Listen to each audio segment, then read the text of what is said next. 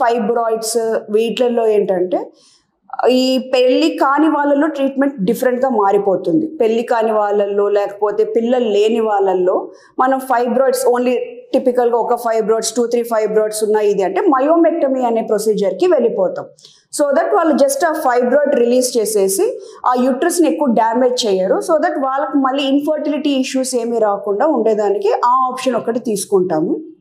లేదు అనుకుంటే వాళ్ళ ఫ్యామిలీ కంప్లీట్ చేసేసారు అండ్ సిమ్టమ్స్ మరీ సివియర్గా ఉంటున్నాయి, మెడికల్ ట్రీట్మెంట్స్ అన్నీ ట్రై చేశారు, అంత యూస్ లేదు అన్నప్పుడు లాస్ట్ రిసార్ట్ ఇస్ హిస్టెక్టమీ, అంటే గర్భాశయాన్ని తీసేసే ఆపరేషన్. ఆ ఆపరేషన్ కూడా 2 రకాలుగా ఉంటాయి. Either it can be laparoscopic one or open abdominal hysterectomies లాగా తీసేస్తాం మనము.